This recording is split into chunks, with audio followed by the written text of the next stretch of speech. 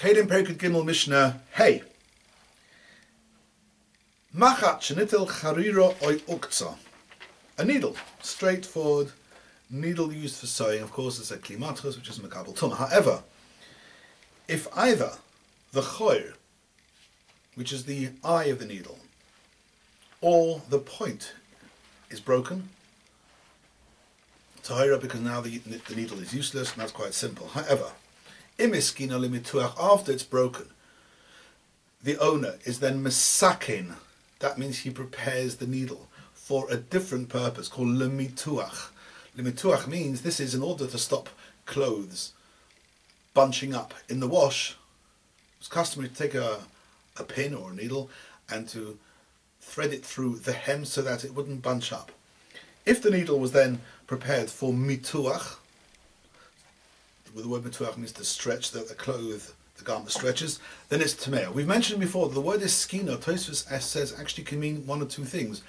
Sometimes, if the new usage is something which doesn't actually need a shinui maaseh, the kli is ready to do that usage even without any physical change, then his skina just means you're miyachad it. The man just makes a decision. However, if for the new purpose it actually needs a shinui maaseh, then the word skina means he actually changed it so that it is now useful for mituach. Then of course it's tmeya. Shel sakoin. We're now dealing with a very large, thicker needle used by people who make sackcloth. So these are thick, something like a knitting needle. Shenitel charira, here it's just the eye. If the eye is missing, then tmeya, the needle is still tome. Why? Mipneshu koisiv bar, although the needle can't be used for sewing, because you can still write with it. They still use these sharp instruments for writing with, for instance, on wax. If the point's missing, it's broken. Here, we've mentioned this before, there are sometimes a secondary usage which is so automatic that everybody does this. That means if you have a needle shel sakoin which was broken, the whole world takes this needle and says, okay, let's write with it. In such a case, it doesn't actually need any formal yichud or tikkun. Nitib ukza, however, if the point is missing, then in all cases it's tahira, it's broken. Shal mituach, a needle of mituach, beinkach or beinkach tmeya. Baal Tanura learns shal mituach is going back to the sakoin, and just like in the ratio we had a regular needle which was then changed to a secondary usage of mituach, tome. Here too as well with the sakoin, if the man was misakin it lemituach, it's tome. However, that doesn't actually fit in with the words of the Mishnah, because in the ratio of the Mishnah it said the words im hiskino lemituach, and here it says beinkach or beinkach tmeya. So the other way of learning is, one second, the Rambam. The Rambam says shlo mituach beinkach or beinkach tmeya means if a needle lachatchila was made for the purposes of mituach, that means we've got three needles, a regular needle, a needle of sakoin, and a needle of mituach. Such a needle, beinkach or beinkach, means whether it's missing, it's chor, whether it's missing, it's uketz, whatever case, it's always got its function of mituach, and therefore it's always makabel tumah. Mishnah carries on. Machat shelza chaluda, a needle that's become rusty.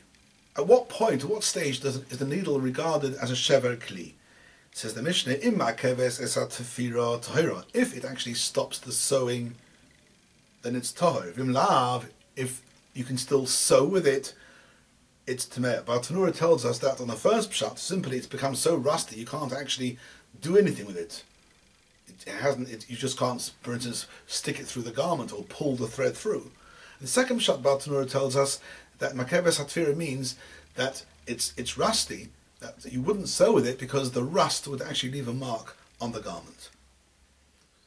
And the last case, the Mishnah is again another little simple case. Tzinoira sheposhta tahira. Tzinoira is a little fork, a little pair of tweezers used to trim the charred end of a wick. And it's a little bent piece of metal like this. And it's makabel tumah because it's a kli matras. However, sheposhta, if it's become straight, now it can't do what it's supposed to do, tahira.